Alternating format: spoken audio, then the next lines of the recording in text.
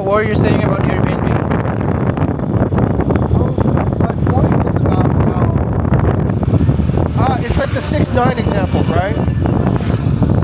Oh, right. The other person sees it, right?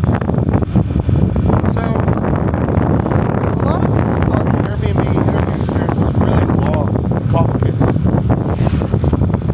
Because they interview you up to up to 15 times, right?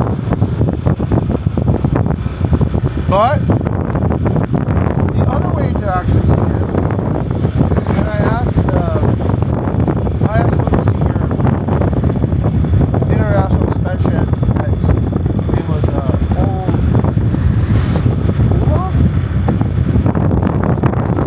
yeah.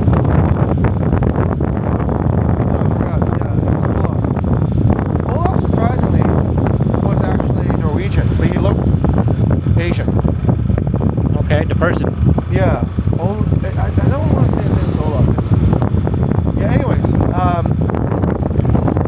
looked Korean.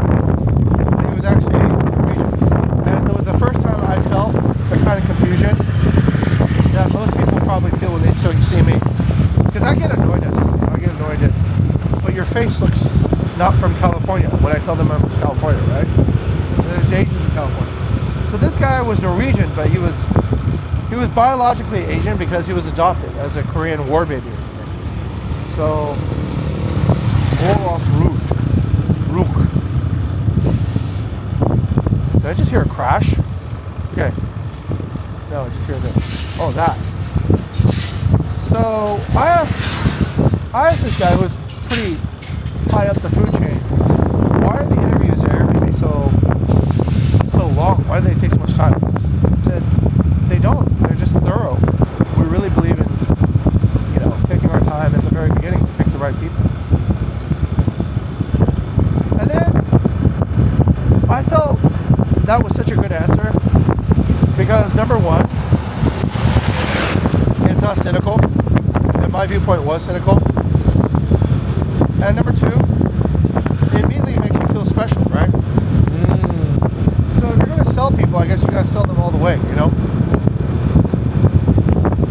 Everything you say has to be consistent to something that is building a consistent direction. In 200 meters, turn left. Yeah, of course, if you say we're being thorough, now I feel like, all that time was made in my favor too, not just made to waste my time, made to waste your time. So... And you carry that to your company as well. You carry that then to the next person. So words are important. We say we're selling ideas. Are we selling ideas? Are we helping people see the light, right? Or helping people see something that they should have just seen by themselves? Continue for 1.5 kilometers. I don't know. I think part of it is, like we talked about before. Part of it is, part of the glory of art and culture is that it changes what's possible. That, I think, is the biggest understanding that, or maybe it's a misunderstanding, a lot of people who study sciences and engineering, they don't even believe in that. Even though it's obvious. I find it odd how a lot of engineers are very cynical about anything when it comes to soft skills like art, cultural skills, but yet they are completely manipulated by people who understand how to apply those skills, those pieces of knowledge, I don't know what you call it, that context upon them. I'll give you a simple example. Like, a lot of engineers will choose jobs based on salary, not on value, not on who their bosses are, not on, they'll just be like, I need to get a big salary. But don't you know that salary doesn't really provide long-term value for your career? I don't care. I have a very simplistic way of saying. But then, this is what I said about my principle earlier, which is, do you really have any original thoughts even?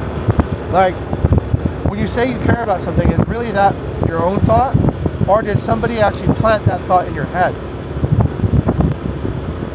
So a lot of big companies will always have more representation on college campuses, and therefore they will always be able to impart their values more directly upon the student body. And so they will get the student body strategically to believe in whatever they're good at, right, is what all students should strive for. But I think all students have a choice. They have a choice for what you really want to gain out of your life. So the critical thing, I think, is just to make sure that if you're thinking something, make sure it's actually your own thought and not something That's manufactured by others. yeah, I think so. Something that you spend some time, ruminating on a little bit. And ask, is this really what I really want? Or am I told that I should want this? Because, like you said, selling things to people, you start realizing how many things are sold to you without your consent. What? How many things are being sold to you without your consent, without your agreement? Probably 1,000 things, I mean, did you really consciously pick out your clothing today? Did you really consciously pick out even your computer? 8 kilometers. You think you did, but you probably were subject to massive amounts of marketing, And so, yeah, it raises a great question. Yeah, sometimes I wonder, do I really actually love Apple? I think I do now. I think I really find Apple to be very, very attractive because I remember the battle days of not having Apple products and having HP laptops. And those are terrible. Those are so terrible. I remember two things. That I had to wait all the time for the spinning wheel of death. And then I would always have these device driver upgrade issues. I'm an electrical engineer. I'm used to that, right? But still, that was not the type of experience that really lends itself to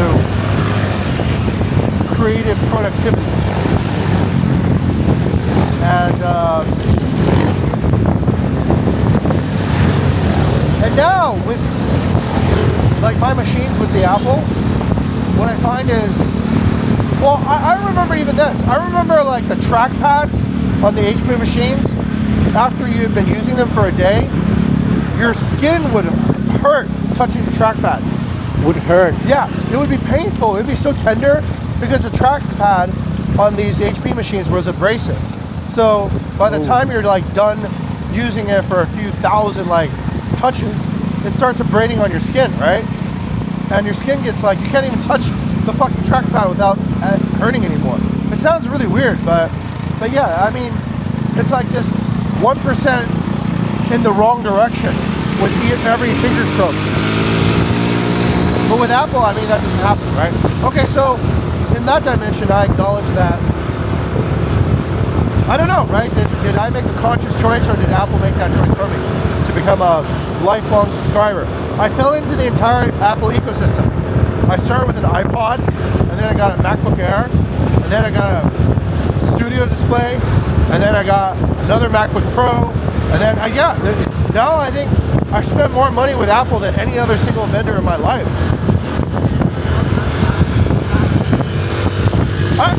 Which is why I became an Apple shareholder. I own Apple stock. Kind of might as well join them if you can. So, yeah, I think it's important to know what you want is what you want. At this point, I'm pretty happy with why I want what I want. But I think for a lot of engineers seeking to gain power, seeking to gain,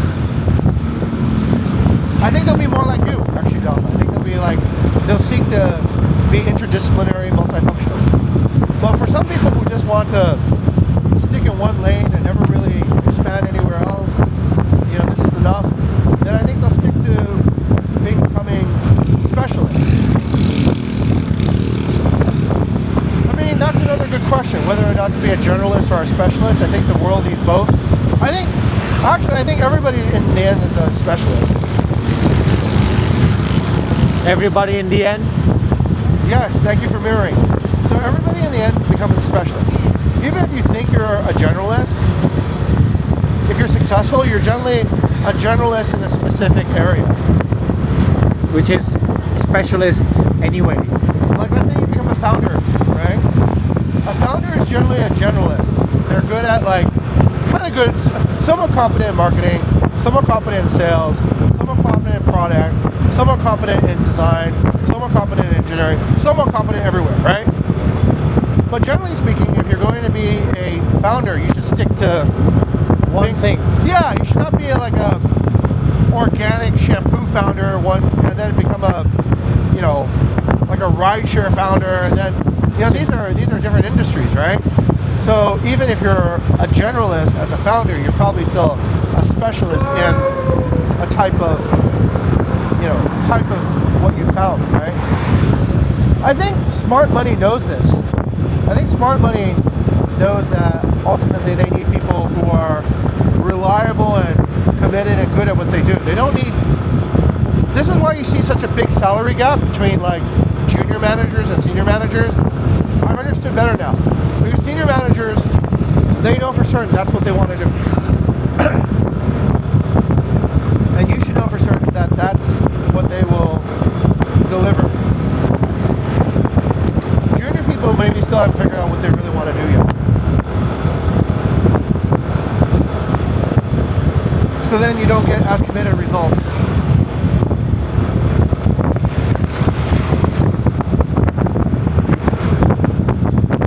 Okay. Wow. Good? Yeah, yeah. I see that you have a lot of stories, Jing. Like almost countless. Yeah, man. I probably have a huge Library of. I probably have a huge dark energy, dark matter space of stories I don't even remember. Yeah. You've read a lot of stories, and you've experienced a lot of stories too. Yeah. And there's stories that I think are also, yeah, like the story I was talking about my daughter earlier. That's kind of a repressed story. I forgot I remember that, but I didn't really want to. Yeah, we were talking about obligation to violence, right? Obligation to fight. So that was kind of like I couldn't live with myself if I didn't fight for, you know, someone you love, right? Especially somebody who's, you know, you told them to go over there by themselves and, you know, do all that stuff, right? So it's Like it also connects to your previous Jalan video talking about love too, right? well, yeah. If you don't love anything, where you're willing to risk your life or everything for it, Purpose. then you have no purpose. Yeah, there is no purpose for all this money that you actually make if you're unwilling to. I think that is the difference between a rich man and a poor man. I think if you're a rich man, like we talked about the fishing analogy, you're committed to fishing anyways. You're never going to go back to being a shore fisherman. You're a captain. A captain always gets to back to. A captain either dies a captain, but a captain will not die as a sailor, right? Yeah. Go down with your He's boat. already committed to the Correct. And that's a new story too that I want to open up, which is the idea of how I understand Balinese commitment to honor. I'm quite impressed with the purity of Balinese honor. It's almost as pure as Japanese honor. So Hold on. Before that, I think we should let the audience wait a bit because 15-minute video limit until you guys either push the YouTube channel up so we can post like 1-2 hours of straight conversation. But yeah, I guess that's it for now, and I will post the video next week or maybe 2 videos a week. All right then, see you again.